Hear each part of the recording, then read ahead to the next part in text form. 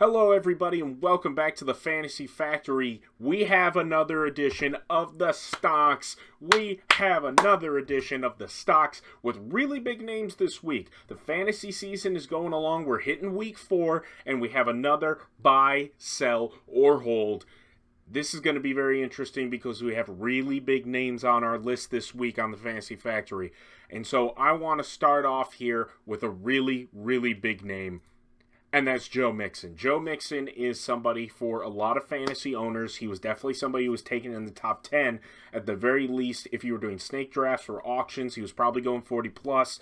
And he is most people's RB number 1. If he's your RB number 2, congrats to you, I guess. But for Joe Mixon, the Cincinnati offense for fantasy purposes is kind of sputtered. It hasn't looked great. There's been a lot of downturn, so to speak. Joe Burrow hasn't been exactly his best. However, I'm telling you guys, for Joe Mixon, this is a hold.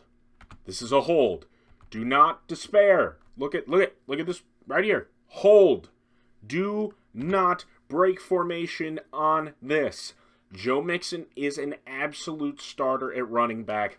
What you're going to be getting for him right now is going to be really low bids. It's going to be almost insulting. Remember why you drafted him this high. He's going to be getting the touches, and even though it says questionable above me in the top right corner, right behind me here where my big ass head is obstructing things, Joe Mixon is cleared for week 4, so he's good to go. Don't be running off and going after some GP Ryan. I got sleepers coming up as well, the 3 guys you should target in the waiver. But for Joe Mixon, keep steady. Do not despair. He is going to be getting his. I can guarantee you that.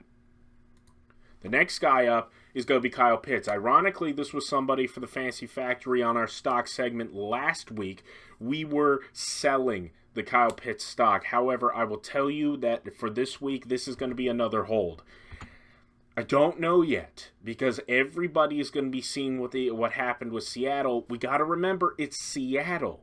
That is not a defense that is indicative of what he's going to be facing. I mean, especially where you're in a division with Tampa Bay, where that defense at the very least is really solid. And then you also have the New Orleans Saints, which while that team offensively is really struggling, defensively they still have some stars on that side of the ball. Kyle Pitts is going to be, again, he's going to be a hold. Not as much as Joe Mixon. If you get a good offer for Kyle Pitts, go for it. But remember, you're going to be really barren because I'm sure he's going to be your tight end number 1 and you probably don't have a backup for him.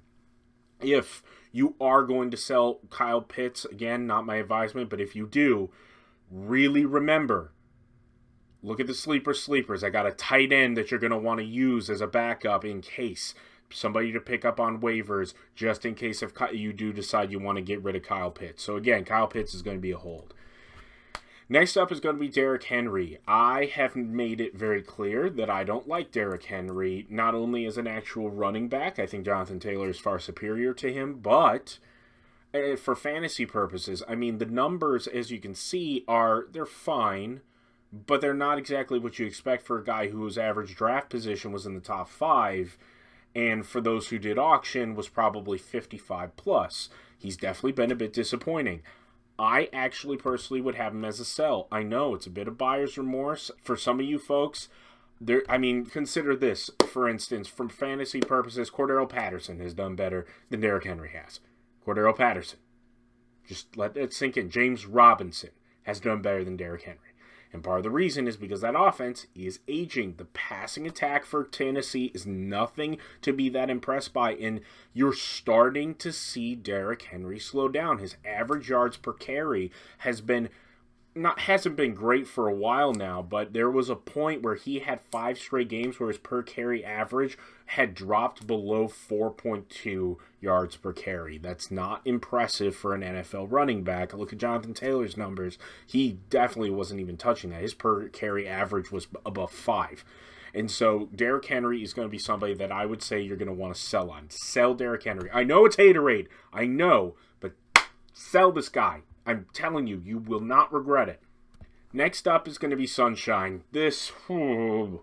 Full transparency, last season, for all 3 of the fantasy teams that I had Sunshine in all 3. In my championship league, I had the stack of Eckler, Justin Herbert, Jared Cook, and Keenan Allen. I was charging up, bolts up, you know. The problem is that there's something off this year about the Charger offense, and it's going to get worse. Not only is it that Keenan Allen has been out, and you can clearly see, I will tell you this right now, if Keenan Allen isn't playing, that offense just doesn't perform the same. Mike Williams is a fine receiver, but it's very clear that Justin Herbert trusts Keenan Allen substantially more. That offense is substantially more efficient. Obviously, if I haven't given it away already, this is a begrudging sell for this season. I love Sunshine. I think next year he's going to be fantastic, but it feels like this year there's a bit of sputtering, and there's one major key that is going to really dampen his value fantasy-wise. Rashawn Slater, his left tackle, is out. That's major. His backside defense is not there, meaning he is going to get more pressures. He's already hurt. I mean, his ribs are like falling apart. And now you're telling me that in a division where he's going to be going up against someone like a Mason Crosby or Randy Gregory in Denver or Chris Jones in Kansas City, that he's going to be having to worry about his backside, his ribs getting helmet smacked right in the side because Rashawn Slater isn't there. I can't do it. For this season, it hurts me. I love Justin Herbert more than anybody. He's in my Dynasty League as my QB1, but you got to sell on Sunshine. It hurts. I promise. I am in pain too, but I did avoid him because I was fearful that there was going to be a bit of a drop back because Keenan Allen has been too healthy, and especially for his age, he's going to be in and out. So, again, sell on Justin Herbert. And then we have our last guy for the stock segment of the Fantasy Factory, and that is Zay Jones. Zay Jones is somebody who is the only one of this group that is going to be a buy. And part of the reason is because of what you see with the other hand right there. Look at that target count for week 3. That's a fantastic target count. There's clearly this Jacksonville offense is substantially improved under Doug Peterson. Trevor Lawrence has looked fantastic. 25 fantasy points last week. He threw, I believe, 4 touchdowns. I mean, just destroyed the Bolts in Los Angeles. A very impressive showing.